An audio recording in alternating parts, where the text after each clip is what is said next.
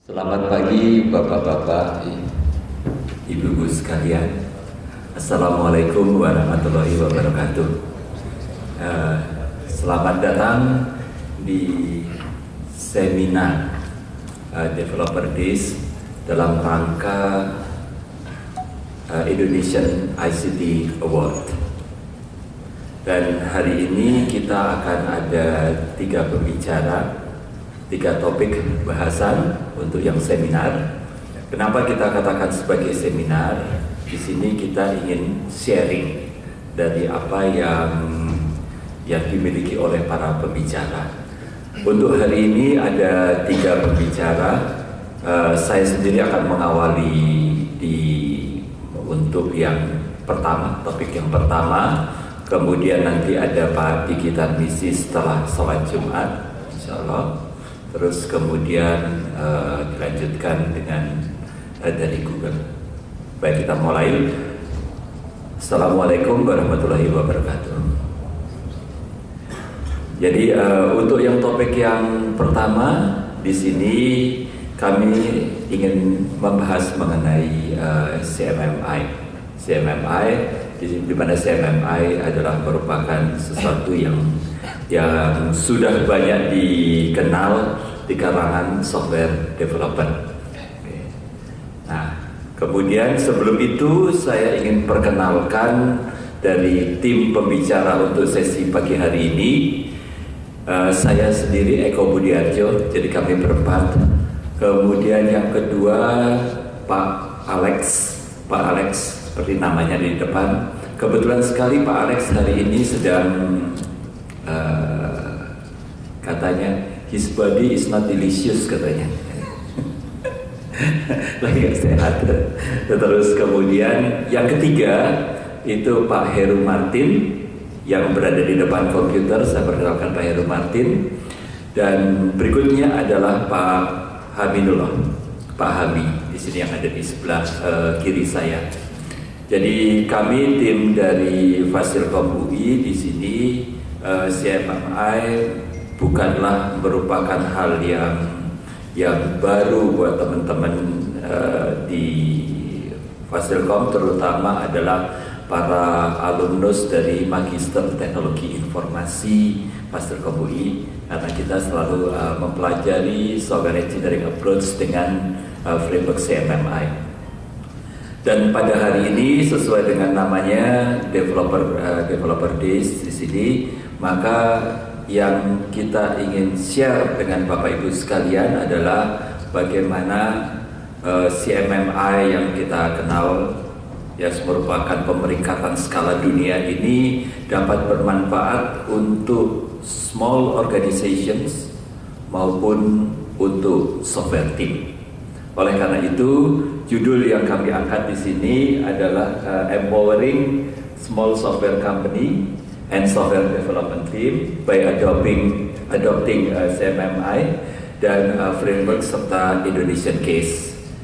Hari ini saya akan berbagi dengan Pak Hami. Di sini adalah saya akan jelaskan mengenai bagaimana CMMI beneficial buat small scale organizations, dan sekaligus nanti untuk case study di Indonesianya itu akan diberikan oleh Pak Hami.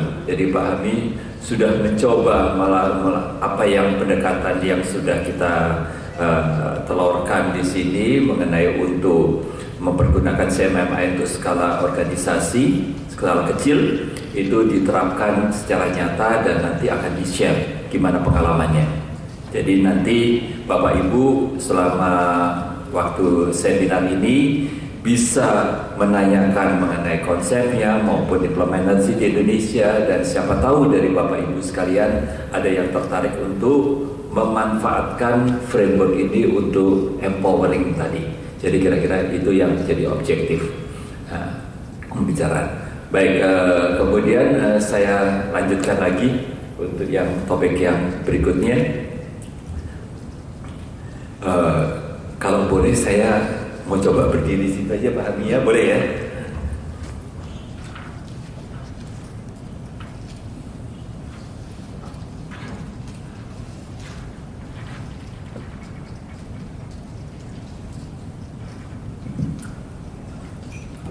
Baik, Bapak Ibu sekalian, ya.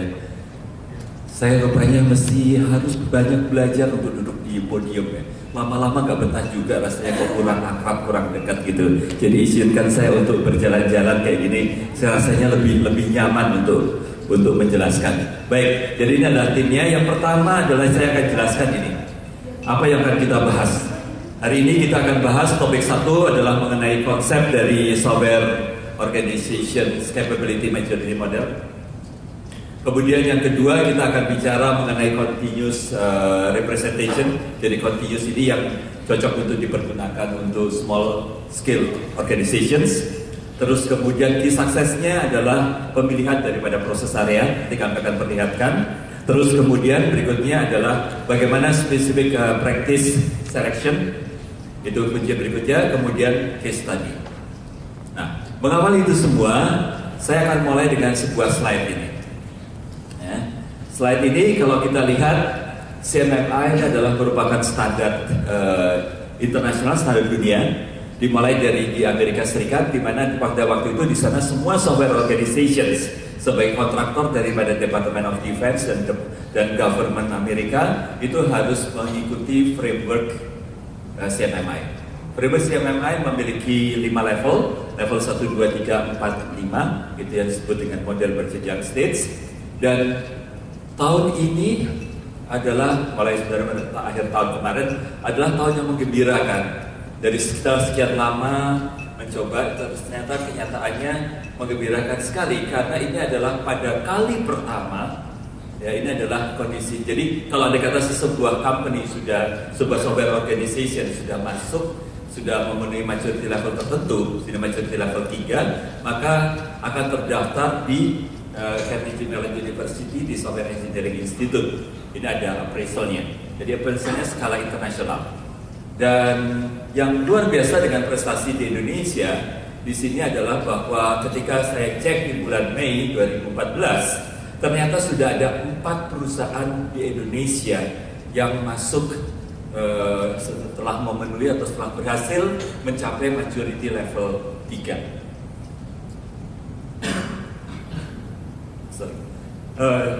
Sebelum-sebelumnya itu hanya ada dua perusahaan patah tumbuh hilang berganti, hanya 2. Tapi kalau ada kata suatu saat nanti Bapak lihat di sini, ya, terus kemudian cari filternya, jangan Indonesia, cari negara lain, kita akan mengelus dada bahwa software company di tetangga-tetangga kita, di Malaysia, di Singapura, di Thailand, banyak sekali yang sudah memenuhi kriteria ini.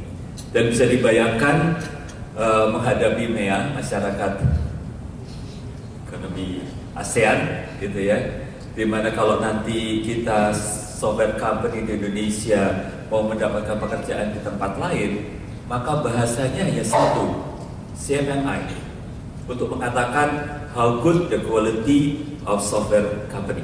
Cuma satu, CMMI. Ya. Karena CMMI yang bisa. Nah, di sini kalau kita lihat, dan di sini 3 ini adalah company. Company maksudnya software company. PT Berlian Sistem Informasi, ini adalah yang merupakan spin-off dari Mitsubishi. Ya. Terus Adins, Adi Cipta Inovasi Teknologi, ini sudah berhasil untuk, kan setiap kali itu 3 tahun, sudah berhasil ke 3 tahun berikutnya, luar biasa. Nah, terus kemudian Sigma Cipta, di sini adalah Telkom Sigma sekarang, dulu pernah, terus menghilang, tidak CMMI lagi, terus kemudian masuk lagi, sudah berhasil ke CMMI. Kemudian yang mungkin yang berupa IT Department, di sini adalah Allianz. Allianz kalau kita lihat menjadi level 3 IT Departmentnya. Dan dalam sejarah CMMI di Indonesia, pernah satu organisasi yang berhasil mencapai maturity level 4, yaitu Bank Danamon IT. Tapi sayangnya setelah 3 tahun tidak muncul kembali di dalam daftar ini. Saya nggak tahu. Mudah-mudahan seperti Sigma pada waktu itu sampai level 3, terus kemudian hilang, kemudian masuk lagi jadinya. Nah, kalau kita lihat di sini, Satu hal yang kami juga dari Aspiluki, dari kegiatan Developer Days ini kan dimotori oleh Asosiasi Perusahaan Piranti Lunak Perangkat Lunak Indonesia, Aspiluki. Kemudian di sana kita concern sekali masalah bagaimana meningkatkan capability. Salah satunya juga yang kita lakukan adalah coba mendiskusikan dengan Kementerian Perindustrian bagaimana untuk mengangkat itu sebagainya, karena ini adalah merupakan effort yang tidak kecil, effort yang signifikan baik dari segi persiapan, biaya, effort yang harus dikeluarkan dan sebagainya. Ya, mungkin Bapak Ibu juga ada yang berasal dari salah satu dari keempat perusahaan yang ada di sini. Nah, concern kami adalah bahwa ini adalah mereka yang sudah besar dan skala besar yang mampu. Bagaimana dengan small software organizations? Bagaimana agar supaya bisa memanfaatkan konsep framework ini? Sehingga tim kami dari Fasilkom UI, masuk Pak Heru, Pak Aminullah, segala macam, Pak Alex, kita mencoba untuk melakukan assessment, kajian, applied research, bagaimana ini bisa dilakukan. Dan alhamdulillah setelah lebih dari 10 tahun kita lakukan hal itu, maka kita sudah memiliki, bisa katakan bagaimana caranya sudah ketemu untuk organisasi. Nah, itu dia yang akan kita share dengan Bapak Ibu sekalian pada hari ini. Oke, jadi pertama saya sekilas, mungkin bagi yang sudah memahami mengenai CMMI, ini sebagai review, bagi yang belum mungkin sebagai pengantar. Ya, jadi di dalam kita melakukan software development, baik small, medium, large organization pasti akan berkecimpung atau akan concern dengan 3 hal ini. Yaitu yang pertama adalah orang yang mengerjakan, karena kegiatan software development itu sangat tergantung kepada motivasi dari para developersnya. Ya, dari sini people. Terus kemudian yang kedua, people ini di dalam bekerja memerlukan 2 hal. Yang pertama adalah tools untuk melakukan development, untuk diagramming, untuk compiling dan sebagainya. Ya, terus kemudian yang berikutnya adalah diperlukan prosedur, metodologi. 3 hal ini.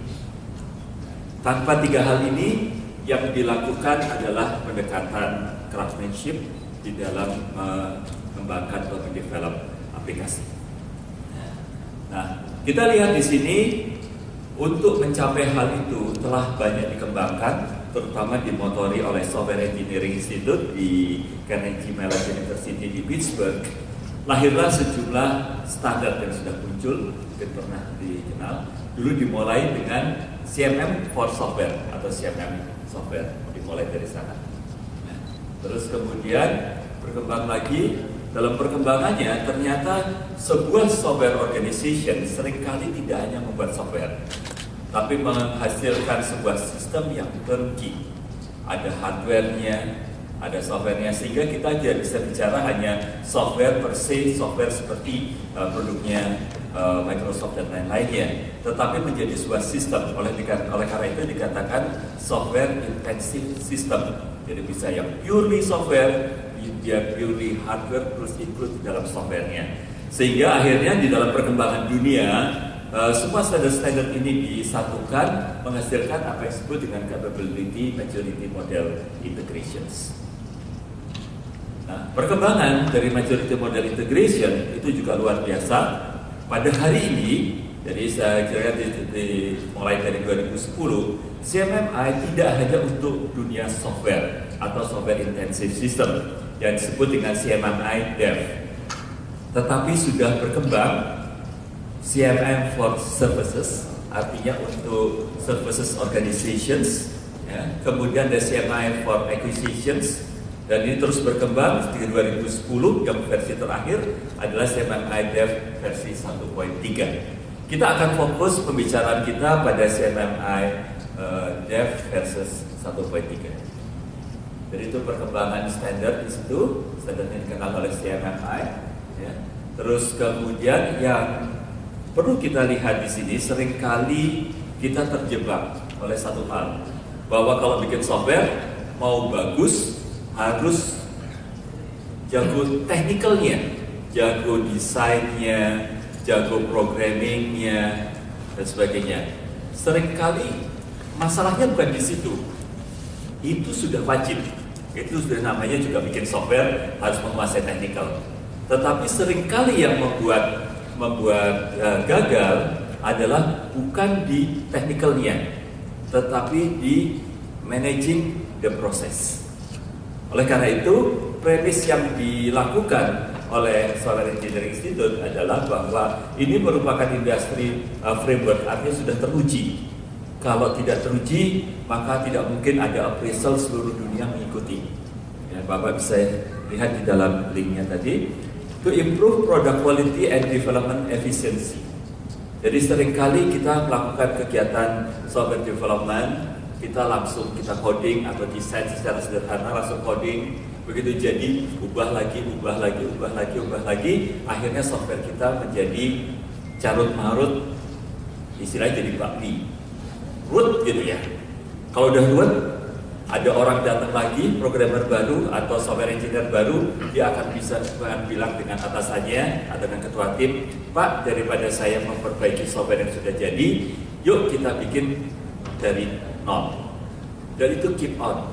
Padahal kita lupa bahwa satu bagian daripada fragmen daripada code untuk dia betul-betul bisa diandalkan harus melalui serangkaian uji. Nah, ini yang biasanya seringkali uji atau software testing yang dilakukan. Jadi CMMI bicara mengenai itu. Ya, jadi ini bicara mengenai how we manage the software process. Ya, CMMI. Jadi CMMI di sini ya ini memberikan nanti ya, dari materi nanti kita berikan linknya untuk bisa mendapatkan ini. Terus kemudian CMMI di sini adalah berdasarkan best practice. Jadi ini diturunkan bukan hanya semata-mata dari sebuah research organization di university, tetapi juga hasil dari best practice di dalam industri. Nah, ini yang terjadi. Sehingga di sini CMMI akan membantu meningkatkan proses improvement. Kemudian satu hal yang perlu kita ketahui, ini bukanlah sesuatu yang ready pakai terus kemudian suddenly software company tadi atau software organization tadi menjadi hebat bisa menyelesaikan software proses atau pembuatan software. Tidak, ada suatu proses yang perlu dipersiapkan, ada manpower yang perlu disiapkan, prosedur yang harus dipersiapkan dan sebagainya. Oleh karena itu tidak dikatakan buang processes. Terus kemudian bagaimana value daripada CMMI ini? Seperti yang kita lihat keempat perusahaan tadi. Itu bahasa internasionalnya, kalau ada kata dia mau tahu capability, dia hanya lihat maturity level berapa. Saya ada satu true story, ada sebuah software company hebat di Indonesia akan mengambil berpartisipasi proyek di negara tetangga kita. Kriterianya simple, sudah harus CMMI level 3. Udah simple, karena CMMI level 1, 2, 3, 4 itu udah ada standarnya. Kalau 4 cara mengerjakannya sini, 3 cara mengerjakan seperti ini, 2 cara mengerjakannya seperti itu. Dan itu di-appraise secara internasional melalui metode yang namanya SCAMP oleh Certified Appraisal untuk CMMI. Certified Appraisal kita bisa cari yang paling dekat di tempat kita adalah mungkin di negara tetangga kita, di Singapura, Thailand, sama Malaysia.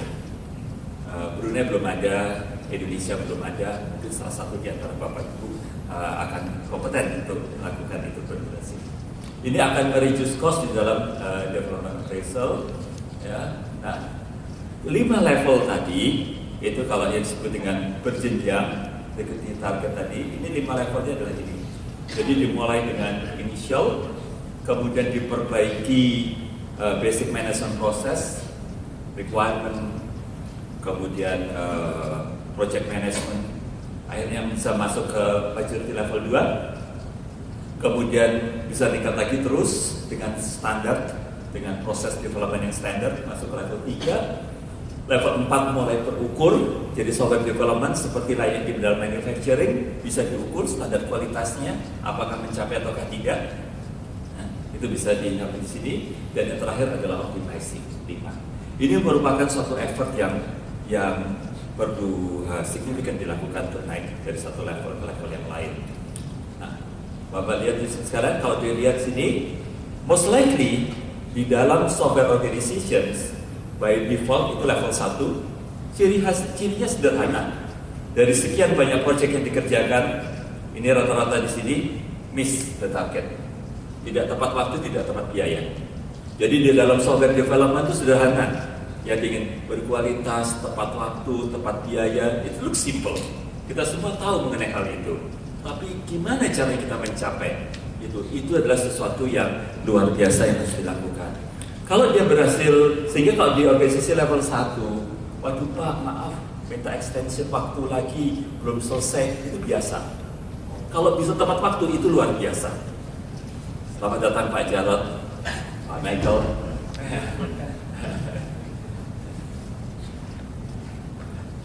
Baik, jadi kemudian kalau bisa naik ke level 2, maka majority daripada project yang dilakukan dia akan tepat waktu, majority. Tapi masih ada yang miss.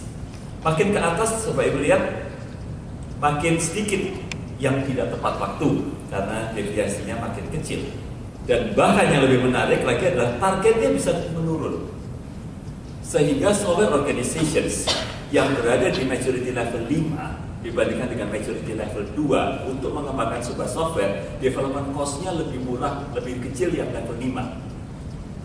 Tidak berarti bahwa harga jualnya yang level 5 lebih murah daripada yang level 2. Ada harga, ada kualitas. Ya. Tetapi yang terjadi adalah sehingga semua software organization akan berusaha untuk mencapai maturity level 5. Nah, sekarang itu tadi adalah yang model bertingkat, berjenjang, stage. Sekarang bagaimana kita bisa memanfaatkan untuk small organization maupun software small team?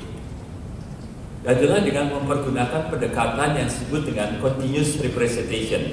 Ya, jadi kalau ada kata tadi bahwa untuk mencapai maturity level 5, setiap maturity level ada proses yang harus dikerjakan. Ibarat kita belajar karate, belajar judo, belajar pencak silat, pasti ada bertingkat. Mulai dari sabuk hijau ya, kuning dulu ya, paling kecil, paling rendah kuning, harus naik dan seterusnya. Putih itu masih maturity level 1. Kalau di sini ya, terus naik bertingkat, tentunya banyak jurus-jurus yang dipelajari. Demikian juga di dalam dunia software.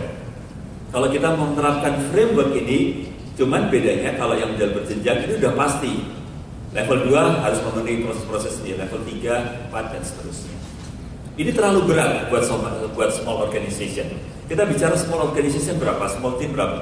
5 orang, 10 orang. Ya. Bagaimana itu semuanya? Nah, kalau ada kata ini terlalu berat, sehingga kita bisa memanfaatkan pendekatannya adalah model continuous. Itu yang akan jadi titik tolak atau ini yang jadi fokus dari pembicaraan hari ini. Jadi setiap proses area tadi itu kita pilah-pilah lagi. Nah, gimana cara memilahnya? Nah, sehingga di sini kalau kita lihat capability level versus maturity level, kalau yang continuous kita ngikutin ini.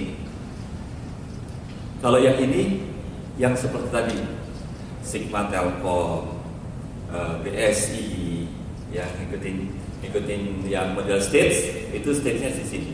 Level 3 berarti define. Tetapi kalau kita lihat di sini, kalau yang dengan model stage, setiap proses area di sini dia dibagi atas beberapa capability level, mulai dari 0 sampai dengan 3. Nanti saya akan jelaskan bagaimana caranya kita memotong-motong, memilah-milah ini semua. Jadi sebetulnya kalau kita lihat dari situ, ini yang seperti OPM, OPP, segala macam, PMC, ini adalah di dalam CMMI disebut sebagai proses area. Jadi proses area itu berisikan set of best practice yang perlu dijalankan. Dan apa saja best practice-nya itu available, itu open untuk semua siapa saja boleh memanfaatkan itu. Di situ ada jelas best practice-nya. Nanti ya. Terus kemudian kalau kita lihat kalau model continuous, maka semua proses area ini dikelompokkan berdasarkan 4 kelompok. Sedangkan kalau model stage, kita membaca yang ke sana, maka untuk mencapai manage, ini adalah proses area yang harus dicapai, dijalankan. Naik ke level 3, bukannya ini boleh ditinggalkan, tetapi ini ditambahkan. Jadi bertambah terus ke atas. Nah, ini adalah proses areanya. Kalau kita lihat, ya, di sini nomor 2 ada project monitoring and control, project planning dan sebagainya. Di sini adalah number goal-nya, ini adalah number of practices-nya. Practices-nya per proses area. Data di situ. Nah, ini adalah kelompoknya kalau model yang continuous tadi. Jadi yang ini tadi kita lihat ini di kelompok aja, penjelasannya adalah adanya di sini. Nah, terus kemudian kita bagi setiap proses area yang tadi, setiap proses area yang ini, misalnya contohnya adalah software project planning. So di sebuah proses area ada sekian banyak practice, itu adalah practice yang perlu dijalankan. Kita pilih. Sehingga kita kenal sini capability level 1, 2, dan 3 mulai dari 0. Nah, sekarang strukturnya bagaimana mengenai CMMI itu? CMMI sederhana strukturnya. Tadi kalau kita lihat di dalam di sini bahwa setiap maturity level terdiri atas sekian banyak proses area. Setiap proses area, kemudian dari setiap proses area ini nanti ada practice-nya. Strukturnya bagaimana sekarang? Kalau kita lihat strukturnya ada seperti ini. Jadi setiap proses area itu memiliki specific goals dan generic goals. Generic goals akan sama untuk setiap proses area yang berada pada satu maturity level yang sama. Specific practice sangat sesuai dengan namanya, sangat spesifik. Setiap proses area memiliki specific practice. Semuanya kalau Bapak Ibu ingin dalami, ingin pelajari technical reportnya itu available di Software Engineering Institute. Nanti bagaimana Bapak Ibu sekalian nanti bisa mendapatkan kemudahan-kemudahan seperti itu, nanti di akhir kita akan buka sesi dengan Pak Charles Subianto sebagai Presiden dari SPI. Ya. Terus kemudian ini ada specific practice, ya. Dan setiap capability level itu akan membagi proses area tadi ke dalam capability level. Ya, satu. Nah, di sini kalau kita lihat, maka ada model continuous dan model stage. Model stage biasanya diambil oleh medium and large organizations. Karena apa? Harus satu maturity level, harus ada sekian proses yang harus bisa diimplementasikan. Memang dalam pengalaman saya juga bertanya dengan beberapa perusahaan-perusahaan yang sudah berhasil mencapai maturity level 3 umumnya. Itu satu hal yang saya dapatkan feedback adalah karena mereka sudah ISO 9000 akan mempermudah untuk masuk ke sana, akan mempercepat karena apa? Budaya dan komitmen sudah terwujud. Sudah ada, itu akan merupakan percepatan. Sehingga tapi sekarang yang kita perlukan untuk empowering small organization adalah ini, offer the maximum flexibility dengan melakukan model continuous. Bagaimana caranya melakukan model continuous? Ini adalah key proses area selection. Kuncinya adalah memilih mana proses area yang akan dilakukan terlebih dahulu untuk software organizations tadi, atau software team tadi, yang semula. Pilih mana? Nah, cara memilih ini kuncinya. Mana yang paling cocok? Ibarat pilih baju, kita harus cermat memilih mana baju yang paling sesuai dengan tubuh kita. Baik, karena itu key suksesnya di sini untuk penerapan di dalam small and medium organization, small adalah proses area selection. bagaimana melakukan proses area selection. Kalau kita lihat contoh di sini, ini adalah semua proses area yang harus dijalankan untuk sebuah software organization yang berada di maturity level 2. Nah, dan kita perlu bagi, pilah-pilah lagi.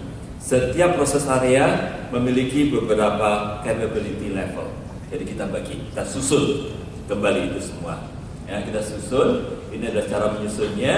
Terus kemudian saya langsung ke sini cara menyusunnya. Cara menyusunnya kita lihat di sini, kita bisa bagi atas 5 roadmap karena yang paling sukar adalah menyusun, menentukan proses area mana yang kita lakukan. Salah satu cara di mana case study yang akan disampaikan nanti oleh Pak Habibullah itu mengikuti Pak Habib, itu mengikuti salah satu daripada pemilihan proses area ini. Jadi karena ada sekian banyak maka harus dipilih. Kita bisa memilih salah satu dari kelima hal ini. Dari kelima ini mana yang paling fit in dengan problema yang dihadapi oleh organisasi kita. Ini adalah yang pertama adalah kalau kita milih project roadmap, kita menghadapi problem yang kita hadapi adalah masalah yang terbesar adalah di dalam controlling kepada project yang kita lakukan. Jadi seringkali fokusnya adalah proses, waduh, saya bikin software ini sukar untuk tepat waktu. Sudah jadi, ada lagi yang dirubah, ada lagi yang harus dirubah. Ya. Berarti ini masih ada kelemahan di dalam proses, ya, dalam proses memanage project. Kalau yang di nomor 2, oke, project fine, tapi project management udah jalan bagus semuanya, controlling. Tetapi sekarang untuk menghasilkan produk yang best fit dengan keperluan customer, itu kok seringkali tidak pas ya.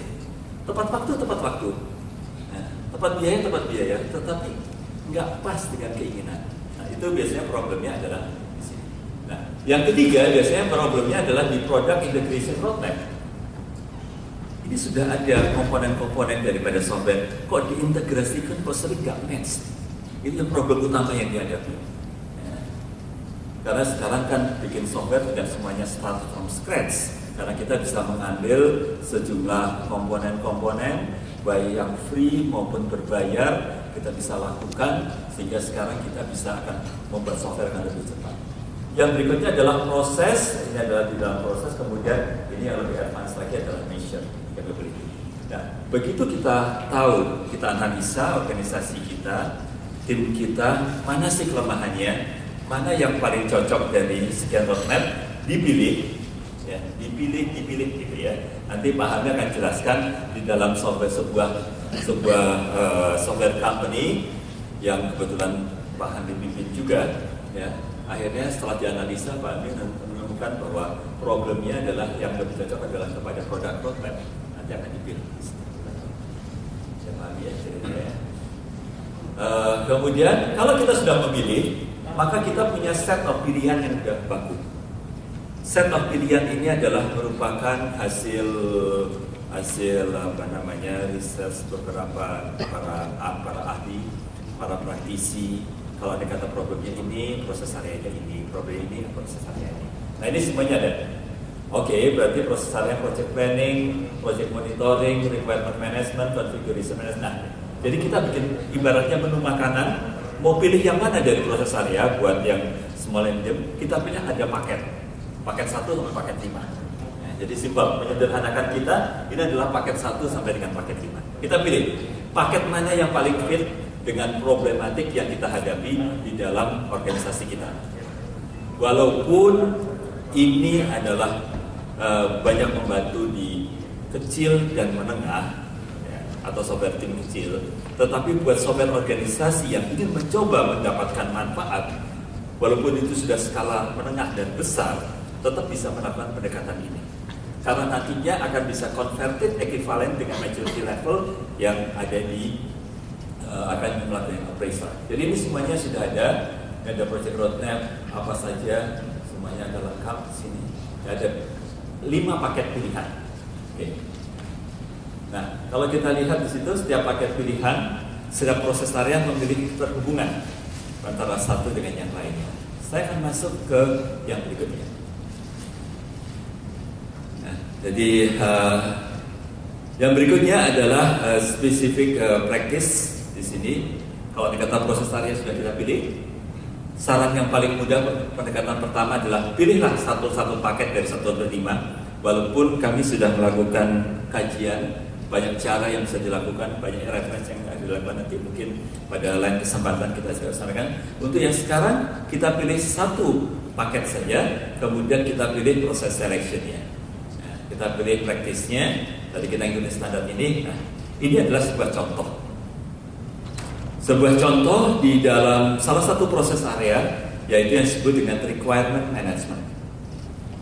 Requirement, maka di situ requirement management ada specific goals, manage requirement, understand the requirement, obtain commitment to requirement, management requirement, dan seterusnya. Kalau ada kata kita lihat, ini semua sudah dalam berbentuk checklist. Jadi kita punya checklist. Checklist itu open, siapa aja boleh. Bapak Ibu juga bisa download technical reportnya dari Software Engineering Institute versi 1.3 10 November 2010. Itu ada yang the latest. Download itu, ini semuanya ada lengkap. Tetapi kalau andai kata kita tidak tahu di mana bagian mana yang kita perlukan, penting juga Pak, 300 halaman misalnya di situ. Nah, justru ini adalah pointer untuk Bapak Ibu sekalian untuk masuk untuk memahami, lengkapnya ada di sana. Ya. Jadi di sini ini saya ambil contoh satu saja proses area. Di sini adalah specific goals yang biasanya kita jadi concern adalah specific goals karena setiap proses area memiliki specific goals. Specific goals yang pertama adalah manage requirement. Itu jelas, understand requirement, apa aja yang harus dilakukan. Obtain commitment requirement, apa saja artefaknya, apa saja, semuanya sudah ada di dalam bakuan CMMI. Jadi CMMI itu sudah merupakan sebuah bakuan lengkap. Yang menarik adalah it is open. Kita boleh pakai semua checklist itu. Yang harus bayar adalah cuman kalau ada kata kita ingin melakukan appraisal, kita harus mengundang certified lead appraisal, baru kita keluar biaya. Tapi kalau kita ingin memasukkan untuk keperluan kita sendiri, kita pelajari sendiri, kita terapkan sendiri, bagus. Ya, itu bisa dimanfaatkan. Contohnya Pak Hami. Pak Hami berhasil dari itu dipelajari semuanya, kemudian dari itu pilih, kemudian diterapkan sendiri di dalam software company, small scale software company yang punyanya Pak Hami dan kawan-kawan. Ya. Mungkin sekarang sudah bukan small kali ya. Ya Pak, sudah berkembang. Oke, itu semuanya ada di checklistnya. Kita bisa pakai. Nah, terus kemudian spesifik ini adalah contoh untuk project planning. Untuk project planning, spesifik goalsnya estimate scope dan ini adalah practice. Ibaratnya kalau ada kata kita belajar silat, ini adalah jurus-jurusnya. Jadi kelompok daripada jurus-jurus tadi itu adalah proses area. Kita bayangkan itu saja. Jadi kalau kita mau perusahaan kita atau organisasi kita hebat, kita harus pelajari jurus-jurusnya. Cuman kelompok jurus mana yang akan kita terapkan terlebih dahulu? Di situ kuncinya. Di sini kita akan pelajari kunci tersebut. Dan adalah untuk project planning. Terus kemudian untuk project planning ada 2 spesifik. Jadi tidak harus spesifik goal itu bisa lebih dari 1. Di sini untuk project planning bisa lebih dari. Contohnya adalah sini, establish budget dan seterusnya. Ini semua, ini ada yang 3. Ini adalah untuk project monitoring and control. Ya, di sini ada specific goal 1, misalnya monitor the project against the plan, monitor project planning parameter dan sebagainya. Kenapa kami berikan contoh requirement management dan project planning, project monitoring and control? Karena umumnya kelemahan daripada software company, software organization di dalam membuat software berkualitas sesuai dengan keinginan customer-customernya, tepat waktu, tepat biaya, biasanya permasalahan akan tujuan tersebut akan bisa tercapai dimulai dengan memperbaiki ketiga proses area. Terus kemudian, nah ini dia. Jadi setelah kita tahu proses area tadi, misalnya software requirement, kemudian kita tahu sejumlah specific practice, dibagi ke dalam capability level 1, 2, dan 3. Oleh karena itu, kalau organisasi saya ingin mencapai capability level 1 untuk requirement management, maka saya harus mengerjakan ini. Jadi susun petanya. Susun petanya, kita bisa tahu, oh, kita harus jalankan understanding requirement. Jadi dengan demikian, maka di dalam kita memanage organisasi kita tuh sudah punya panduan yang jelas apa yang harus dilakukan dan sebagainya. Sehingga kita bisa fokus kepada creativity, technical matters di dalam software development tadi. Jadi ini dibagi. Nah, setelah dibagi seperti ini, jadi nanti semua proses area yang kita pilih. Jadi langkah pertama tadi adalah pilih paketnya. Dari paket itu ada sekian banyak proses area. Dari setiap proses area dibikin petanya seperti ini. Petanya itu sudah ada, tinggal kita lihat, dilihat lagi petanya. Kemudian kita susun sesuai dengan kemampuan kita, mana yang akan dicapai. Ibaratnya kalau kita ingin mencapai maturity level 2 atau maturity level 3, kita bisa mengerjakannya dicicil sedikit demi sedikit, tapi setiap kali kita mencicil ada manfaat yang bisa diperoleh. Kalau organisasi sudah skala menengah dan besar, biasanya langsung jumping, semua langsung dilakukan secara serempak ini semua. Tapi kalau untuk small, kita bertahap. Ini adalah cara tahapannya. Jadi dengan demikian maka CMMI akan beneficial tidak hanya buat medium and large organization, tetapi juga untuk small organization, small team. Oleh karena itu, sesuai dengan topik yang hari ini, ini adalah untuk para developers skala yang macam-macam. Ya, ini pilih seperti itu. Nah, sebelum masuk ke dalam case study, saya akan revise lagi, akan mereview lagi. Jadi intinya adalah kalau kita ingin menggunakan model ini untuk small organization, sebenarnya kita adalah menyusun,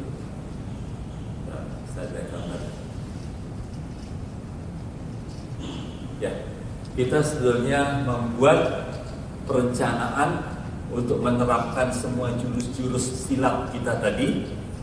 Kita adalah menyusun apa yang disebut dengan capability profile. Jadi capability profile. Oke, misalnya saya mau fokus kepada 3 yang di atas. Oke, 3 yang di atas. Fokus yang pertama project planning saja dulu. Oke, project planning. Fokus project planning saya untuk mencapai maturity capability level 1 dari project planning. Dan dilakukan. Oleh karena itu, dari set semua proses area kita pilih untuk mempermudah memilih, kita pilih paket dapat, kita pilih, kita lihat praktisnya, kita susun prioritasnya mana yang akan dijalankan terlebih dahulu. Bagaimana cara menjalankannya terlebih dahulu, itu tentunya sesuai dengan strategi organisasi masing-masing. Jadi ibarat manajemen kan istiadat, jadi pemilihan ini ada. Nah, kemudian satu hal lagi yang ingin saya sampaikan juga di sini, kalau kita lihat dalam specific practice sebelum ke Pak Hani.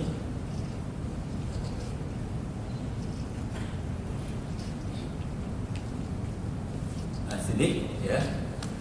Kita lihat tadi, kita kenal ada yang namanya GG, generic goals, generic practice. Ya. Di sini ada generic practice, ini ada generic practice. Ya. Generic practice untuk semua maturity yang berada di dalam satu level itu sama. Jadi artinya apa? Kalau kita sekarang mau strategi ini kita lakukan, terus kemudian kita loncat ke project planning, sama juga capability level 1, bisa tangga itu kita pilih. Bisa juga kita memilih tangga ini, kita langsung ke sini, baru kita masuk ke capability level 1 dari project planning.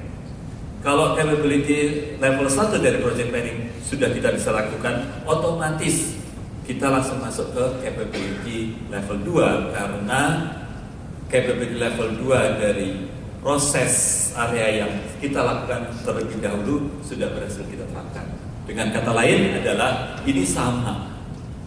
untuk semua proses area yang berada di level 2. Oke, nah satu hal lagi sebagai review sebelum kita adalah tadi kita lihat di sini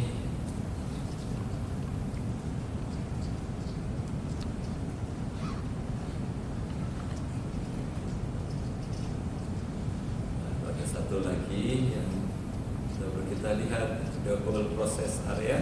Nah ini ada the whole process area, ini tadi pilihannya. Nah, ini. Jadi kalau kita memfokus ke sini, semua proses area yang berada di satu level itu generic practice-nya sama.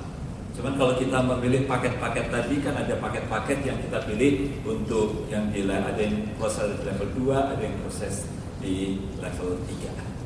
Oke, jadi itu adalah penjelasan bagian pertama dari semuanya. Sebelum kita masuk ke Pak Habib mengenai case study-nya, mungkin kita buka dulu kalau Anda kata ada pertanyaan terkait dengan CMMI-nya, silakan. Hari, kalau ada pertanyaan silakan Bapak Ibu sekalian. Belum? Oke, kalau belum, kita akan lanjutkan ke yang berikutnya, yaitu ke Pak Hami. Kita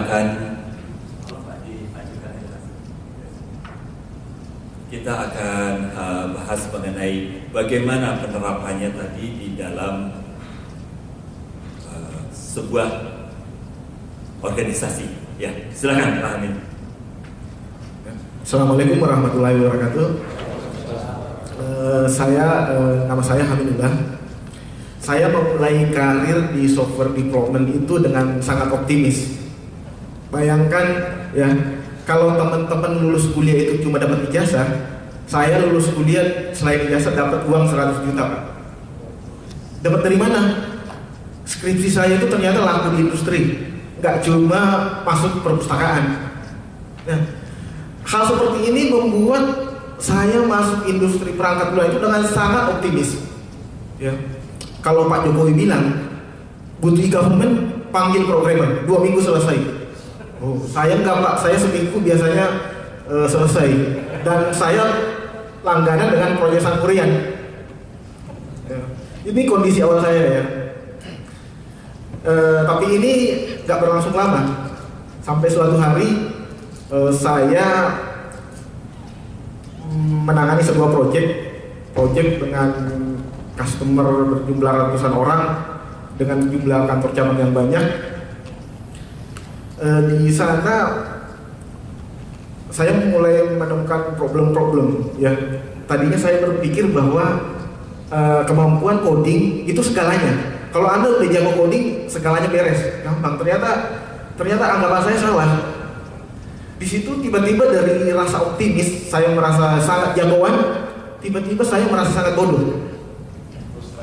Frustasi Pak, bener. Ini kok setahun nggak selesai. Dulu biasanya saya seminggu selesai. Ini kenapa bisa setahunan Pak nggak selesai? Selalu nggak sesuai dengan kebutuhan user. Nah, ada sebuah istilah di dunia persilakan. Ya. Jadi yang perlu kita lakukan sebenarnya cuma terus belajar dan berlatih. Gak usah takut dengan masalah, karena kalau Anda sudah mencapai limit, seorang guru pasti datang. Nah, saat kalau ini saya bertemu dengan Pak Eko. Nah, lewat beliau saya akhirnya perkenalan dengan namanya CMMI. Ya.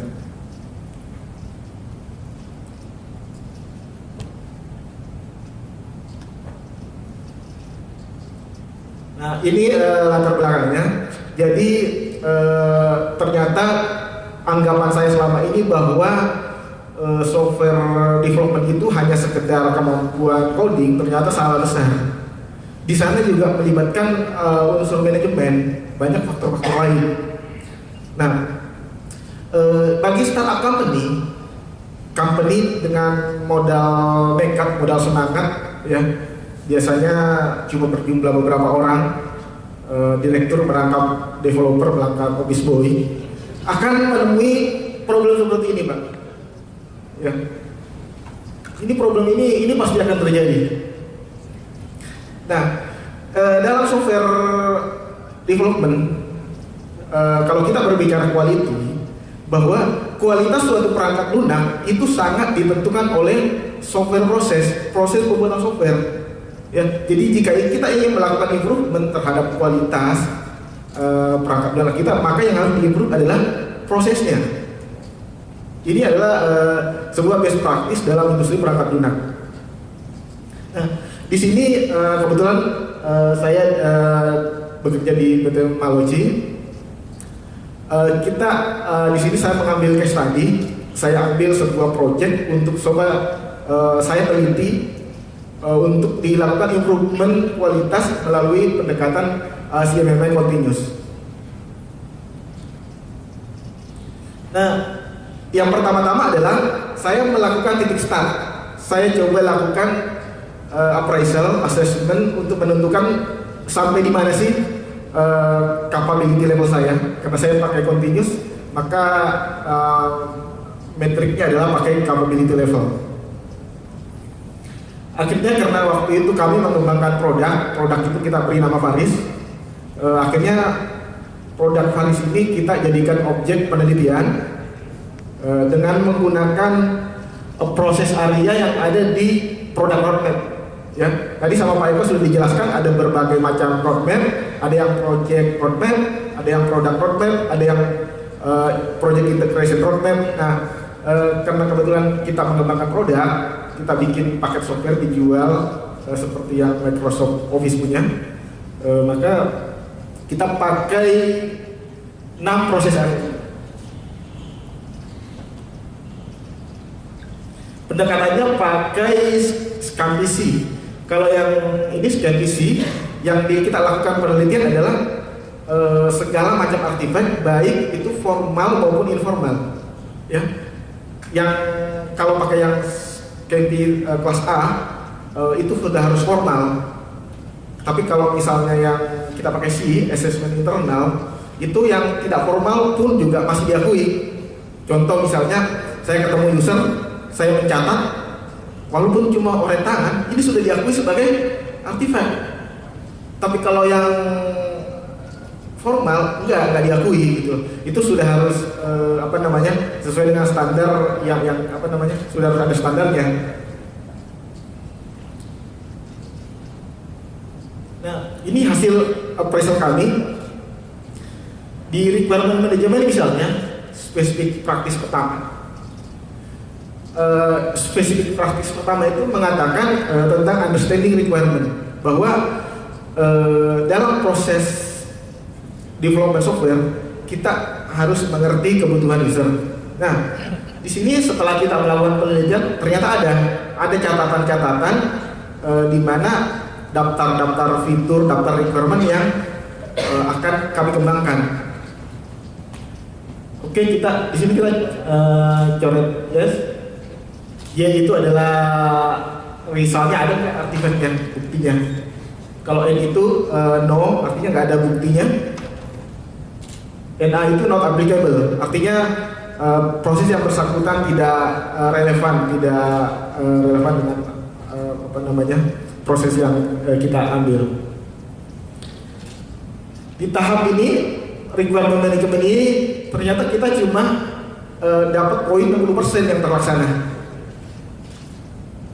Karena di CMMI Dev itu untuk mencapai capability level 1 itu harus 100%, maka di sini hasil asesmennya 0. Jadi walaupun 90% tetap hasilnya 0. Ya. Ini baru bisa disebut mencapai capability level 1 jika seluruh spesifik praktis dilaksanakan atau hasil asesmen adalah 100%. Ya. Tapi kami coba menilai pencapaian itu dalam persentase. Oh, bahwa kita sudah mencapai 60%. Terus di requirement development kita lebih rendah. Kita cuma memenuhi 2 dari 10 spesifik praktis yang ada. Kami beri skor 20%.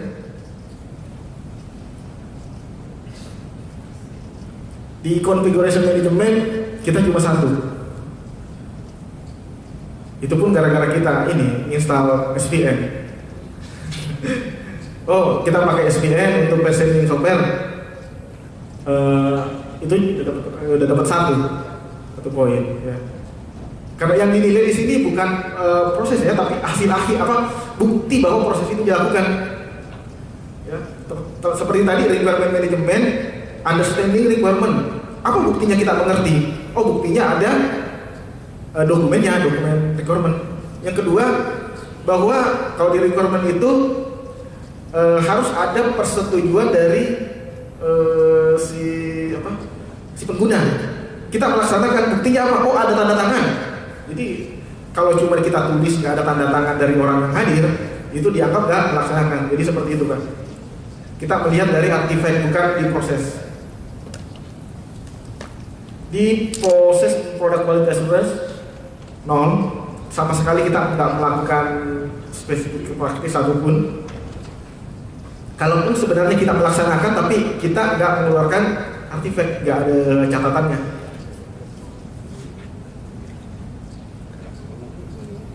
Ini hasil appraisal kita yang selanjutnya. Ini technical solution, ada 1, dapat skor 25%. Terus verification kita ada 3, 65%. Nah, dari total 42 spesifik praktis yang harus dilaksanakan untuk produk roadmap, itu kita menemukan bahwa kita cuma melaksanakan 12, 30 itu tidak terlaksana. Jadi posisi kami seperti itu. Nah, ini capability profile. Kalau yang tadi hasil appraisal itu kita transfer ke capability profile. Profile kami itu semuanya di level 0, sabuk putih semua. Ya. Dari 0 itu sabuk putih. Sebenarnya sih tanpa assessment pun kami udah tahu sebenarnya kami itu masih sabuk putih. Tapi untuk mendapatkan hasil yang detail, mana yang sudah 60%, mana yang masih 0, mana yang 40, kami lakukan assessment tadi. Untuk melakukan assessment sebenarnya gampang ya. Itu banyak template yang seperti Pak Eko bilang tadi, ataupun kita pakai cara sendiri. Kalau saya kemarin menyusun cara sendiri untuk melakukan assessment. Nah, capability profile ini capability gap-nya. Jadi jika targetnya adalah semua level 1, ini ternyata semuanya kurang, Pak.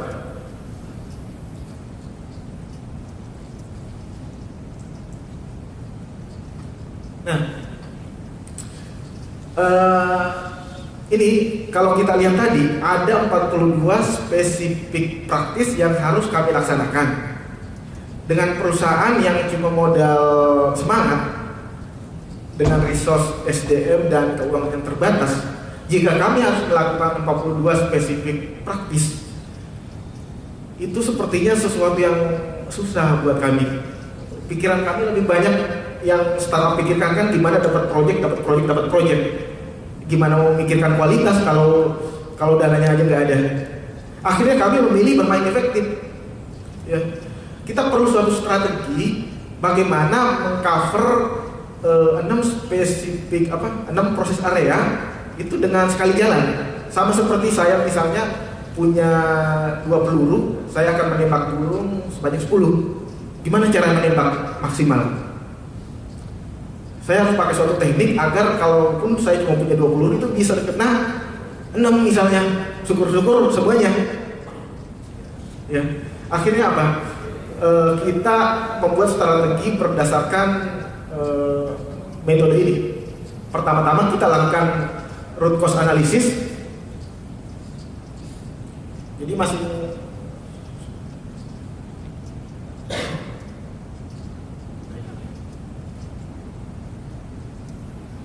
kalau Bapak pernah pakai tools namanya Fishbone, ya, analisis tulang ikan,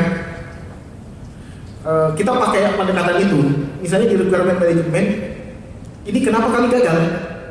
Kita list semua faktor-faktor sumber masalah, ya, semua dari yang kecil sampai yang besar kita list. Terus di requirement development juga kita lakukan. Kita men-list semua penyebab sampai ke sumber masalahnya apa. di proses product quality assurance dan sebagainya pun kita lakukan. Setelah itu kita melakukan rating di sini tadi. Ternyata hasilnya seperti ini, Pak. Kebanyakan penyebab kegagalan itu disebabkan kita nggak punya prosedur untuk melaksanakan spesifik praktis tadi. Ya. Di perusahaan kami memang nggak banyak pakai prosedur, ya SOP sih sebenarnya ini. Yang kedua, SDM terbatas. Dengan terbatasnya SDM, kita sering abai terhadap hal-hal yang kecil yang sebenarnya dibutuhkan oleh spesifik praktis tadi yang ada di CMMI. Yang ketiga, dokumentasi buruk. Biasanya dokumentasi kami ala kadarnya. Yang dulu yang kami sebut dokumentasi adalah user guide. Masih seperti itu pemahaman. Ternyata SDM juga kurang mendapat training, kurang disiplin, praktek informal, metode kurang mendukung, fitur alat bantu tidak mendukung. Ya, ini yang kami dapat dari vision analisis. Lalu bagaimana yang harus kami improvement? Kami menggunakan pendekatan namanya Pareto. Ya. Hukum Pareto mengatakan ini sebenarnya adalah hukum di bisnis ekonomi ya. Ini seperti ini. 80% kekayaan orang Jakarta, orang Indonesia hanya dikuasai oleh 20% orang. Itu teori Pareto dan sudah sangat valid. Mungkin kalau kita coba lihat 80% kekayaan Indonesia ini hanya dinikmati oleh 20% penduduknya. Seperti itu. Kita pakai pendekatan ini di analisis ini. Dari sekian sumber masalah, harusnya 80% masalah itu disebabkan oleh hanya 20% sumber masalah. Jadi kita nggak perlu mengatasi seluruh 8 ini. Kita hanya perlu beberapa. Nah, hasilnya seperti ini, Pak. Ternyata yang 80% itu adalah ini prosedur tidak mencakup ini bisa apa? Ini masuk nih. Sorry. Ini yang di atas ini bisa kita alihkan sebenarnya.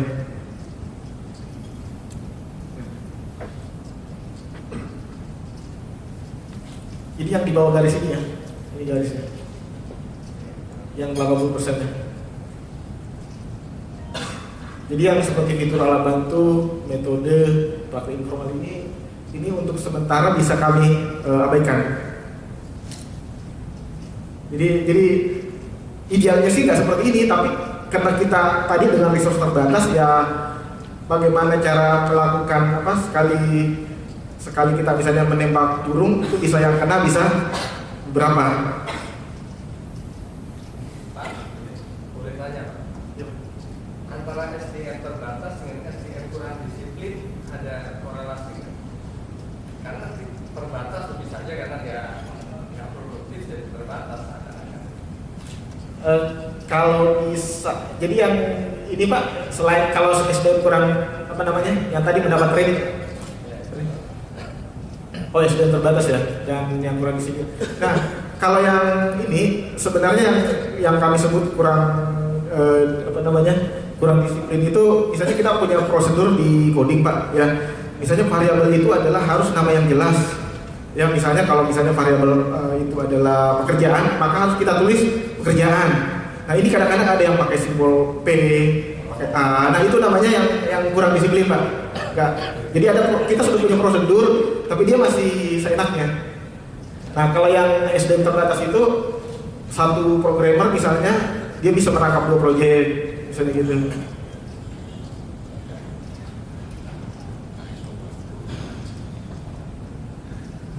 Nah, dari situ kita tadi dari sini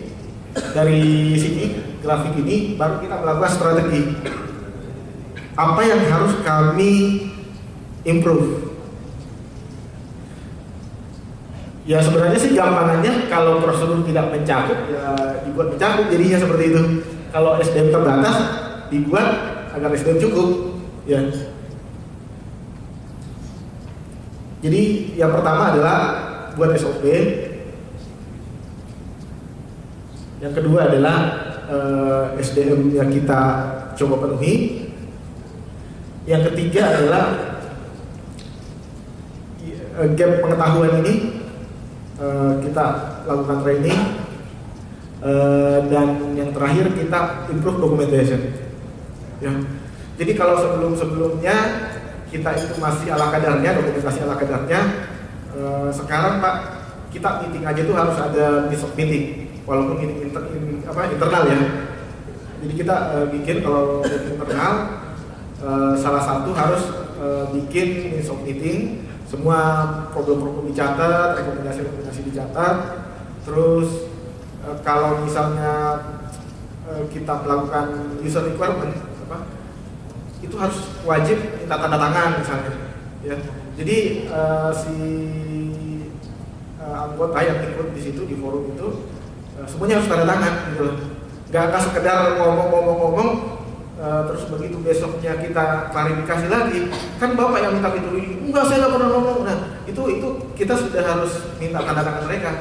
Jadi kalaupun ada masalah di kemudian hari, kita selalu punya bukti. Nah ini contoh sampel kita Pak, dokumentasi sekarang ya. Ini kita proyek di Departemen Keuangan. Ini kita ada kayak di sini lembar pengesahan, mereka harus ada tanda tangan segala. Ya, ini salah satu artefaknya Pak. Kita ada namanya dokumen analisis dan spesifikasi. Ini biasanya lama nih Pak, dari awal-awal user kita kumpulkan, kita coba gali kebutuhan mereka, dan setelah mereka yakin dengan apa yang mereka butuhkan, kita minta tanda tangan dari mereka. Ini juga kita sudah bikin dokumen rancangan tingkat tinggi, yang nggak sekedar programmer itu berpikir terus coding langsung. Kita mulai transform dari requirement ke rancangan tingkat tinggi. Terus ada juga rancangan yang lebih rinci. Ini dokumen klinis aplikasi, ya. Dan ini hanya sebagian kecil, masih banyak sebenarnya dokumen yang lain. Ya, ada ada dokumen rencana implementasi, ada kalau misalnya ada namanya test plan, ya rencana pengujian pun kita buat, terus hasil pengujian juga kita buat. Ini yang formal ya, ini adalah artefak formal. Yang informal itu seperti tadi catatan minutes of meeting, absen dan sebagainya.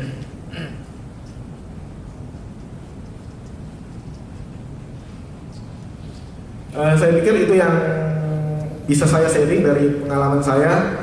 Tadi mulai dari melihat posisi, lalu assessment, terus melakukan strategi untuk efektif agar sesuai dengan kantong juga, dan terakhir hasil kami setelah implementasi. Ya, saya pikir itu yang bisa saya sampaikan. Terima kasih. Assalamualaikum warahmatullahi wabarakatuh. Ya, Bapak Ibu sekalian, silakan Pak Hani. Silakan Pak, kalau pertanyaan baik terkait dari konsep maupun contoh penerapan, Pak Charles Pianto. Mungkin Bapak tadi sudah menyampaikan, teman saya ingin klarifikasi. Yang sering juga dihadapi adalah requirement itu nggak bisa dipegang, apa bergerak gitu. Nah, sementara selalu case-nya itu adalah si user merasa kalau saya bilang A, itu dia berasumsi si kita sebagai developers tahu menerjemahkan A itu apa. Tapi kan seringkali karena pemahaman industri, pemahaman bisnisnya berbeda, itu berubah. Nah, gap seperti itu tertangkap juga nggak dengan proses kita ini? Terima kasih Pak Jarod. Kami sebetulnya secara default itu mengadopsi banyak metodologi ya. Untuk requirement management misalnya kita banyak mengadopsi dari RUP. Jadi kita misalnya untuk requirement itu kita pakai metode use case, itu pendekatan yang umum. Tapi biasanya ini kita pakai buat institusi atau customer yang memang sudah mengerti apa yang mereka buat. RKS-nya itu komplit misalnya, seperti itu. Nah, ada juga yang mereka sendiri nggak tahu Pak, apa yang mereka buat. Nah, untuk yang seperti ini kita melakukan biasanya pakai prototyping ya. Jadi user itu pengen seperti apa, kita langsung bikin mock-up. Misalnya tampilkan 3, Bapak yang maunya seperti apa sih? Yang pertama, kedua, atau ketiga. Nanti misalnya dia pilih 1, baru kita lebih detailkan lagi. Saya pikir kalau customer yang seperti ini nggak jelas ininya apa, kita gunakan itu tadi, prototyping itu lebih pas kalau menurut saya. Nanti belakangan baru kita dokumentasikan lagi Pak setelah jelas. Dan memang kadang-kadang Pak, kita pernah menghadapi pernah ikut lelang. Ketika kita ditunjuk sebagai pemenang, kita disuruh tanda tangan. Kamu harus siap untuk mengerjakan apa saja. Saya belum kepikiran nih, tapi nanti kalau tiba-tiba ternyata atasan saya minta ini ya, kalau Anda harus siap. Kalau misalnya Anda nggak siap, saya nggak mau tanda tangan. Ya akhirnya Pak kita siap. Ya oke, kita siap deh. Ya tadi metode pertama itu kita benar-benar memang di sini skill yang dibutuhkan memang skill manajemen, skill komunikasi itu juga penting di situ tadi. Dengan pendekatan tadi prototyping atau menggali kebutuhan user lebih dalam. Saya pikir seperti itu Pak. Baik, terima kasih. Silakan berikutnya, penanya berikutnya. Ya.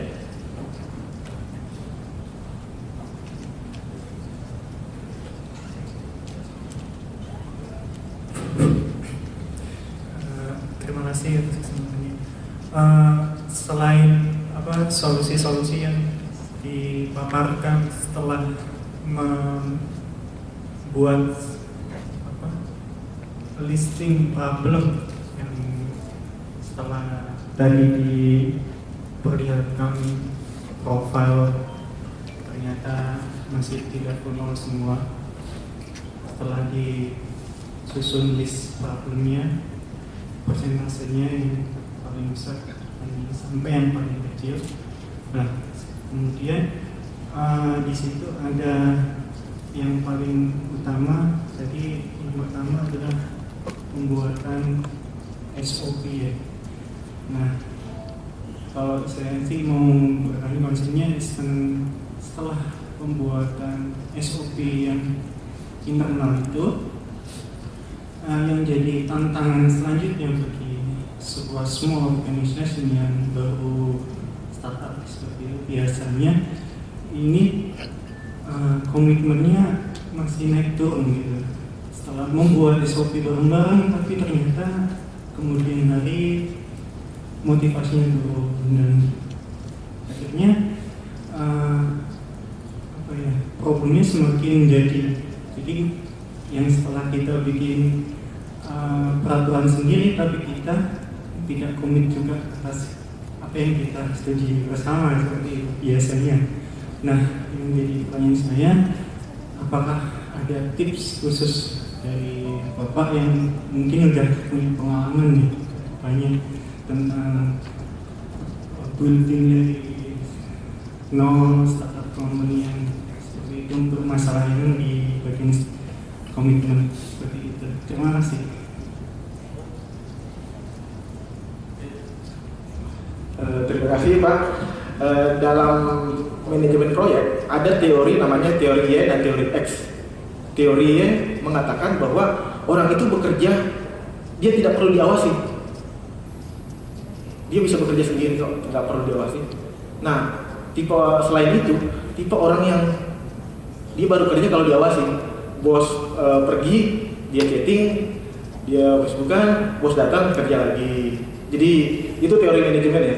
Nah, ternyata kalau pengalaman saya, banyakkan di teori X. Banyakkan di bagian X, orang yang harus diawasi.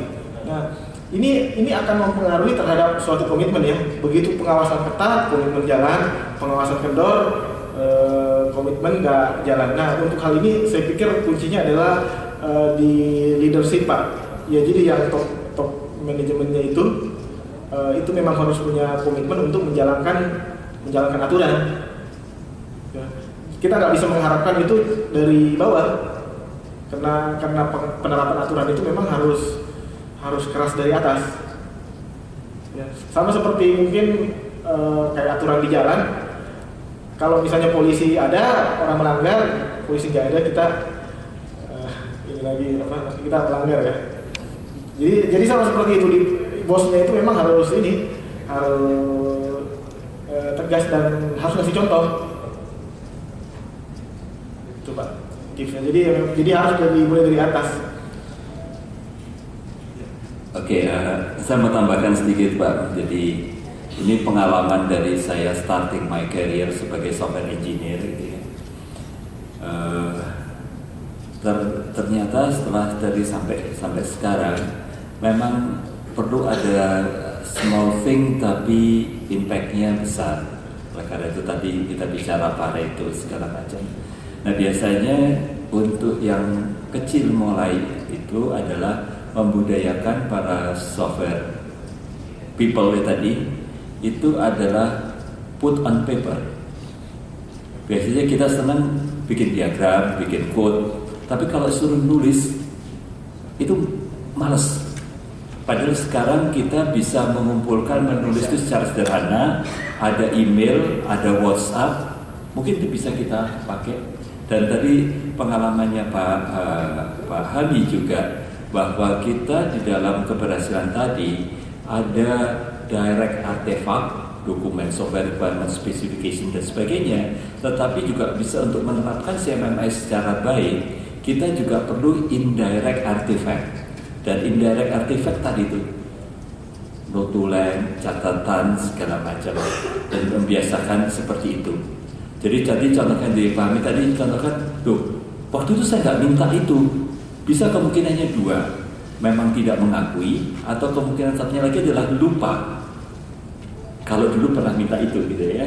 Nah, jadi itu adalah perlu. Jadi dan biasanya orang di kita itu kalau suruh paraf itu, waduh, ada konsekuensi apa ya? Nanti dituntut dan sebagainya. Tapi kalau kita bicara, oke deh, kirim lewat email. Nah, kita sekarang sebagai developer segala macam, email itu sudah merupakan satu catatan yang sahih bahwa itu adalah benar permintaan dan sebagainya. Jadi banyak cara yang bisa dijembatani disesuaikan dengan kultur kita. Saya kira tambahannya seperti itu, Pak. Oke, silakan mungkin penanya berikutnya, ya.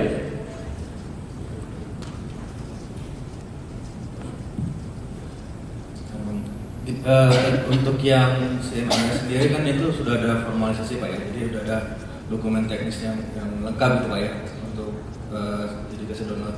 Cuman yang saya pengen tahu itu kalau misalkan sesuai dengan tema ini untuk CMMI yang untuk small company gitu, itu sudah ada formalisasinya baku gitu Pak, jadi udah ada sistem dokumennya. Jadi semacam intisarinya dari yang gede itu apa aja step-step yang harus dilakukan oleh small company supaya bisa dia comply ke CMMI itu seperti itu.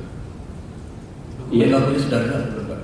Ya, jadi nanti tentunya kita habis ini saya juga akan mengundang Pak Jarod nanti untuk bicara mengenai CMMI Forum. Tetapi selain itu juga satu hal bahwa mengenai dokumen seperti itu Pak, itu yang siap untuk dimakan seperti kita punya yang technical report tadi itu masih terpecah-pecah. Oleh karena itu kenapa kami melakukan kajian di kampus dengan eksperimen lapangan adalah untuk membuat itu yang concise seperti yang tadi telah kita paparkan. Technical report berikutnya itu adalah, jadi gini, tadinya CMMI itu difokuskan untuk medium and large organizations. Padahal by design awal sudah ada model stage dan model continuous. Model continuous tidak dilirik, ganti model stage. Karena pada waktu itu dipakai sebagai standarisasi untuk memilih kontraktor di pemerintah Amerika ataupun di Department of Defense Amerika, dan sekarang dipakai di semua mancanegara.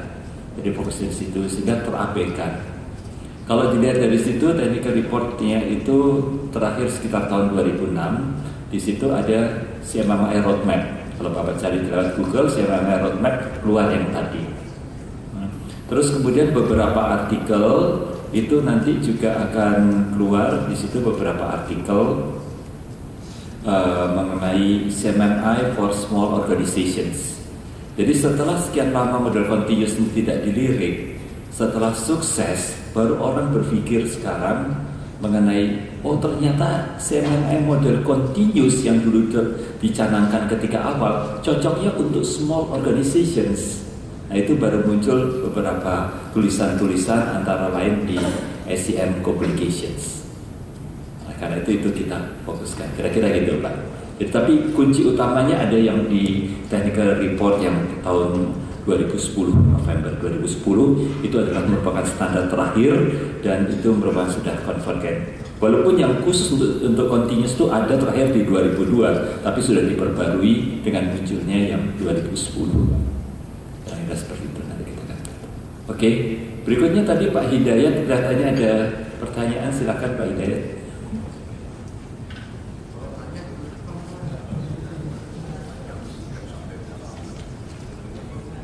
Terima kasih. Ini bagus sekali karena yang satu merepresent education akademisi dan yang satu orang lapangan seperti saya. Jadi apakah pernah ada feedback dari apa yang Bapak tadi lakukan dan ciptakan, karena CMMI mahal dan sebagainya tadi, kemudian dibuatkan kiat-kiat yang seperti Bapak sudah lakukan.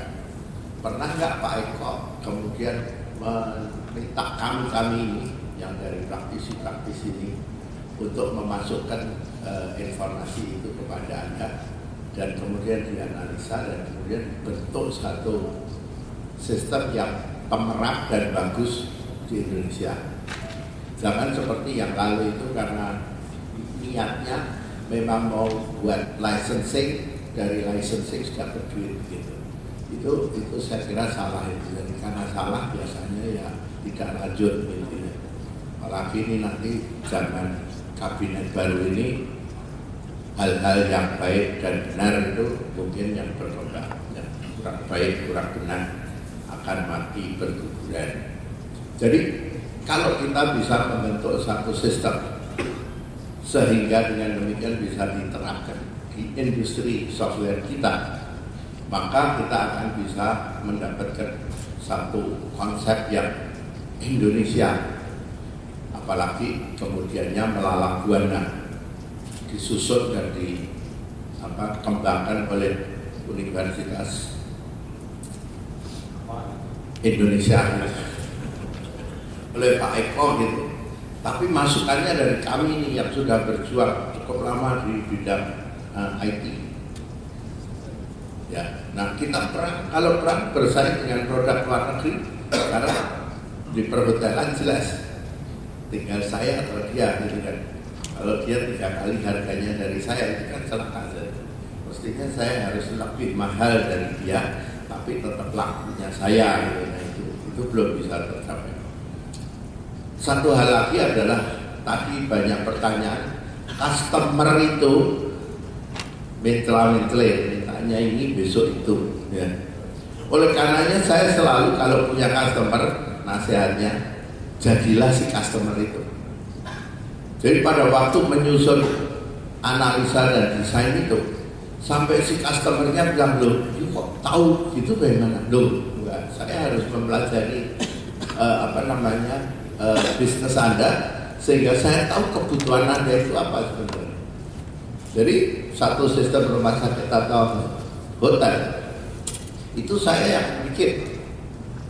Pertama kali saya mengatakan kepada mereka, I think you need a logistic system. Hotelnya marah. Emangnya saya itu taksi militer you anggap sebagai logistik? This is just a purchase order purchasing. No. Where do you get your marketplace purchasing? From the department. Who is your department? Kitchen. Terus saya tanya, dan bagian administrasi itu form kertas cetakan itu ada requirement. Oh ada juga. Kemudian baru bahwa sebenarnya yang disebut dengan pembelian stok barang dan sebagainya itu merupakan satu life cycle tersendiri. Oleh karenanya ada yang namanya logistik system. Dan kemudian saya buatkan itu. Hari ini kalau Anda menghadapi hotel-hotel, mereka mulai tanya, ada tak logistik sistemnya? So you have to create that. Nah, ini barangkali nasihatnya kepada yang lebih muda, karena saya udah rambut putih, umur udah lebih dari Pak Opa. Jadi you have to put yourself into your customer's requirement. Sampai dia bilang, udah enggak usah ini, wah terlalu mendalam, ini nanti saja. Karena juga kalau demikian loh, besar sekali sistemnya, gak selesai-selesai. Kalau dia mau semua, you bilang ini buatnya 5 tahun. Wah, saya sudah tidak menjabat nanti Pak. Oke, kalau you mau ini aja dulu, ya, ini setahun selesai. Ditambah ini kira-kira 1,5 tahun deh gitu. You negotiate, you tell them what to do. Kita yang ngerti, dia yang nggak ngerti. Nah itu saya selalu lakukan. Itulah sebabnya maka sistem kita dibandingkan sistem yang lain rasanya lebih komplit. Tapi juga ada negatifnya. Punyamu itu kok terlalu komplit, complicated kan. Nah untuk itu ada kiatnya lagi bagaimana supaya ini nggak mau nggak apa-apa, ini nggak mau nggak apa-apa, masih ada di dalam sistem itu, tapi tidak dipakai sama dia. Ya, kita buat supaya tidak bisa dipakai. Gitu. Pada suatu hari dia butuh, bayarnya lebih mahal daripada order yang pertama. Terima kasih. Oke, terima kasih Opa Hidayat. Jadi kalau soal pengalaman, saya sama Pak Hidayat punya cerita tersendiri. Karena ketika saya baru selesai S1, saya coba jadi entrepreneur, membuat sebuah software. Saya nggak bisa jual, yang bisa menjualkan Pak Hidayat. Jadi dengan pengalaman. Jadi yang tadi telah disampaikan itu sangat valid. Tadi dari Pak Hidayat ada pertanyaan, ada saran buat kita semua. Mungkin saya akan address yang pertanyaan Pak. Jadi kami sendiri di UI itu cukup panjang menggeluti dari sisi kajian akademik daripada CMMI di sini, tetapi kita juga melakukan kegiatan serangkaian assessment. Mungkin sudah sekitar 10 perusahaan kita lakukan kegiatan assessment dalam konteks kegiatan akademik untuk mencarikan bagaimana strateginya. Dan dari strategi itu kita coba feedbackkan kepada ownernya. Kelihatannya mereka rata-rata mengatakan ya cocok strateginya, cocok betul PA, prosesornya cocok, praktisnya dan sebagainya. Kita mencobakan berbagai macam. Nah tentunya hal ini tadi betul yang dikatakan Pak Hidayat tadi, ada sesuatu yang sangat spesifik untuk di Indonesia dan bagaimana itu bisa diterapkan untuk lebih luas dengan masukan-masukan baik ke akademisi maupun praktisi, kita kumpul bareng dan mudah-mudahan itu semuanya juga akan bisa segera terrealisasi. Dan salah satu realisasinya adalah dengan kita membentuk CMMI Forum. Nah, sebelum kita masuk ke CMMI Forum sebagai pembicaraan terakhir, mungkin minta tolong ke Pak Heru, mungkin slide yang sebelumnya, slide yang awal, slide perkuliahan, slide yang sebelumnya Pak mengenai materi, ya. Tolong ke bagian awal, sekedar merap up aja kegiatan apa yang sudah dibahas di sini. Jadi apa yang telah kita bahas, jadi izinkan saya merap up bagian dari paparan konsep, framework maupun case study, bahwa sebetulnya CMMI ini adalah bukan hanya untuk menengah dan atas. Ya. Menengah dan atas, kalau kita lihat ini adalah contoh menengah atas. Mungkin lebih baik large scale organizations mendapatkan benefit banyak di sini. Tetapi bagi small, berbagai macam cara sudah kita coba, antara lain membuat standar CMMI Indonesia nggak jalan, ya to some extent nggak jalan. Itu sudah pernah dilakukan beberapa waktu yang lalu tetapi yang sekarang kita coba lihat bagaimana CMMI ini beneficial untuk perusahaan yang skala tengah dan besar maupun buat skala kecil. Yang skala kecil adalah dengan apa yang tadi gambaran awalnya adalah yang telah kita sampaikan.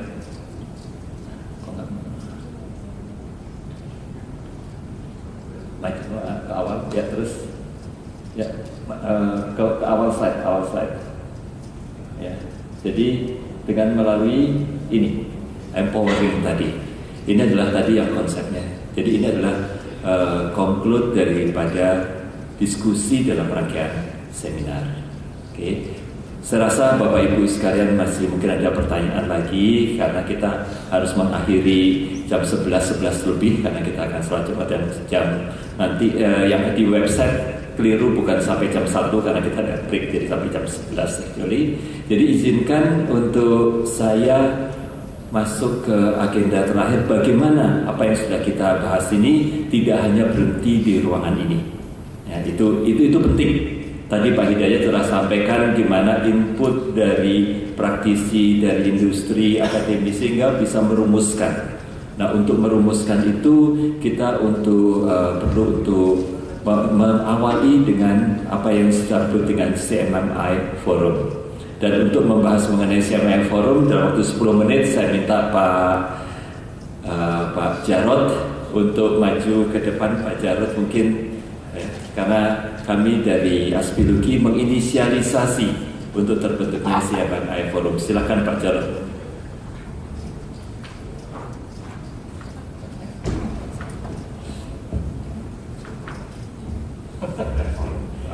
Baik, sekilas latar belakang, saya dulu menjalankan perusahaan PT Sigma Cipta Caraka, itu salah satu yang pertama memperoleh CMMI level 3. Kalau terkenalnya dulu nama Bali Camp gitu ya. Nah, dalam perjalanan tersebut biaya sertifikasi itu mahal sekali ya. Bukan sertifikasi saja, sebelum sertifikasi itu ada konsultan yang harus mereview, membenarkan membereskan prosedur-prosedur kita. Nah, yang kami lihat itu adalah bahwa ini sangat penting, terutama untuk Indonesia. Orang Indonesia ini sukanya sistem kebut semalam. Kalau bikin software tuh ditunggu sampai deadline baru dikerjain gitu ya. Itu kayak alami begitu. Kami pernah menjalankan sebuah proyek untuk World Bank. World Bank ini kan dari Amerika ngasih pekerjaannya. Setiap hari itu stres, berantem terus. Karena apa? Setiap minggu dia cek prosedur, dia cek milestone-nya belum kejadian, terlambat, delay dan seterusnya. Tapi dia heran, setiap deadline-nya tercapai, produk kita selesai gitu. Sampai suatu saat dia ke Jakarta. Di Jakarta dia ngeliat, oh pantesan kalian bekerjanya cara begitu.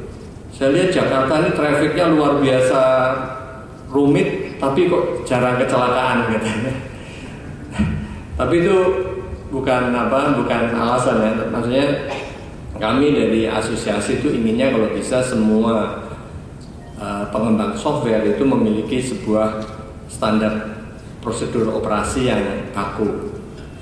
Karena kami juga dapat komplain dari pengguna jasa pengembang software ini di daerah-daerah, itu produknya udah diimplement ditinggal pergi atau kualitasnya tidak sesuai dengan apa yang diharapkan, dan itu berlangsung terus. Nah, persoalannya adalah CMMI ini sebetulnya secara metodologi maupun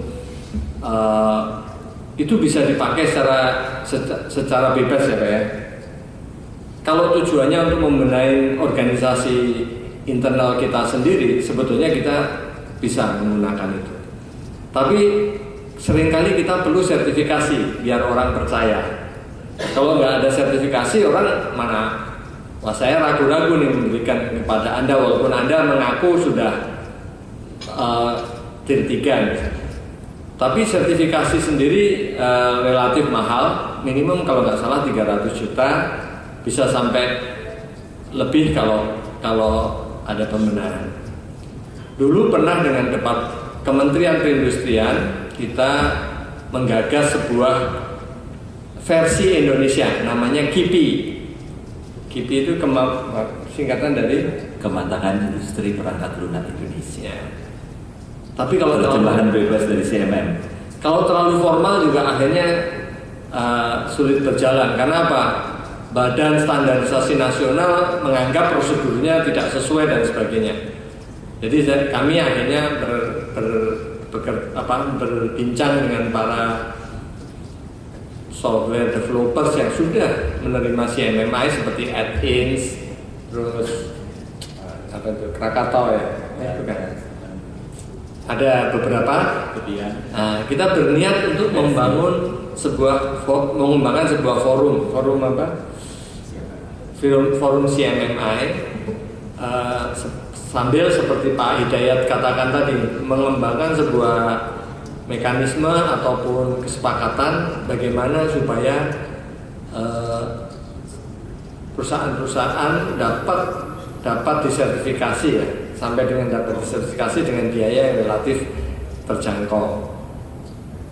Karena saya bicara juga dengan Kemenkominfo, mereka sekarang ini atau kedepannya ingin menyebarkan sebuah prosedur supaya yang boleh mengerjakan pekerjaan-pekerjaan ke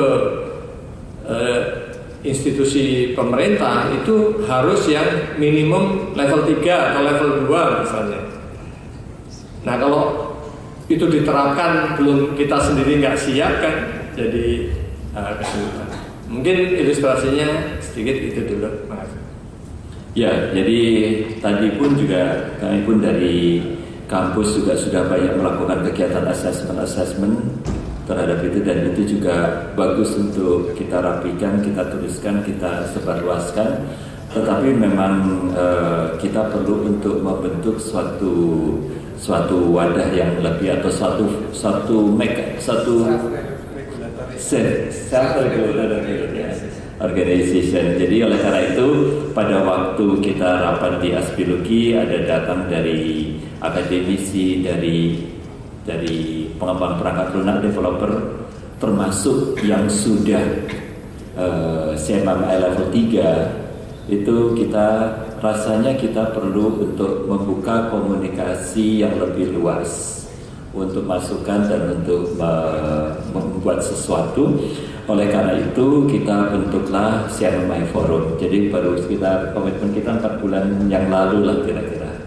Jadi dan untuk kita bisa memulai, ini sistem juga sedang kita siapkan, maka contact person kita adalah Pak Ashari Abidin, emailnya ada di sana.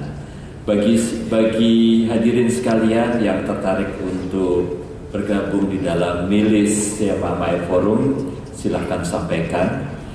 Bagi yang mungkin dan yang lainnya lagi, Bapak Ibu yang hadir yang sudah mengisi daftar hadir di depan, tolong mungkin emailnya lebih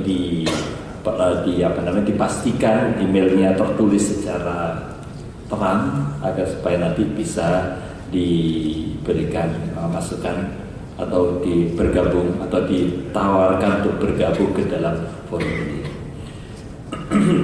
Jadi kegiatan daripada forum ini tentunya dimulai dengan komunikasi, terus kemudian yang realnya itu adalah kita ingin coba untuk tuliskan best practice tadi, baik dari segi kajian akademik maupun dari praktek di lapangan, sehingga bisa lebih banyak lagi software company, software organizations yang menerapkan CMMI secara parsial untuk kepentingan organisasi itu. Sehingga dengan demikian nanti pada saatnya untuk secara formal ikut appraisal, adanya aturan-aturan seperti tadi, atau keinginan untuk masuk ke masyarakat ekonomi ASEAN, di mana kalau tadi setelah saya sampaikan tadi dilihatnya dari slide-nya tadi itu sudah kelihatan. Kalau kita lihat di Singapura ada berapa company, kita most likely susah untuk kalau kita bicara keluar batas negara apabila memang kita belum mengadopsi pendekatan seperti ini, karena standarnya adalah ini yang dipakai di dunia khususnya untuk bidang software. Jadi kita akan mulai seperti itu, sehingga pada waktu itu kita ya Pak Jarod, kita mulai yang cair dulu lah. Kita mulai dengan bentuk forum dan sebagainya. Tentunya nanti kalau kita bersama, karena Aspiluki kan sebenarnya tidak hanya untuk anggota yang tercatat, tetapi Aspiluki ingin berbuat untuk industrinya. Itulah yang dilakukan oleh Pak Jarod. Kayaknya kalau saya bilang Pak Jarod, kayak Pak Jarod sendiri, kayak saya bukan pengurus, saya juga pengurus. Jadi kira-kira seperti itu. Silakan Pak Jarod, ada tambahan Pak atau masuknya? Nambahin dikit. Bagi peserta ini, kalau merasa di organisasinya siapa yang lebih tepat, nanti tolong email ataupun komunikasi tadi di forward ke yang bersangkutan. Karena seringkali ini bukan urusan saya nih, urusan bagian lain, tolong disampaikan. Bahkan kalau perlu, biasanya yang sangat tertarik malah justru pendiri atau pemilik perusahaan kayak Pak. Iya, kalau saya lihat memang pengalaman saya tanya beberapa software company, biasanya kan di dalam kegiatan software itu kan penting sekali komitmen daripada. Nah, komitmen itu dimulai biasanya dari atas. Atas bisa pimpinan tertingginya atau yang punya, dan biasanya lebih galak yang punya. Ya. Tapi kalau kayak di software organization punya Pak Hami ini, beliau sebagai pimpinan dan sebagai yang punya, jadi lebih galak lagi gitu. Jadi akhirnya bisa diterapkan, nggak sekedar wacana. Oke. Waktu terus bergulir, mungkin ada masukan dari Bapak Ibu sekalian mengenai CMMI Forum. Silakan. Kalau tidak ada, izinkan kita tutup ya Pak Jarod ya. Jadi kita tutup topik pertama seminar Developer Days pada hari ini dengan topik CMMI. Mudah-mudahan diskusi ini tidak hanya berhenti di sini. Kita perlu terus berkembang untuk kebaikan software organisasi di Indonesia. Oke. Bisikan dari Pak Jarod, makan siang juga sudah tersedia. Tempat itu, mudah-mudahan ya. Tempat sholat Jumat juga tersedia. Oh sudah, katanya Pak Michael. Oke. Dengan mengucap alhamdulillahirobbilalamin, kita tutup pertemuan kita. Mudah-mudahan ini bermanfaat. Wassalamualaikum warahmatullahi wabarakatuh.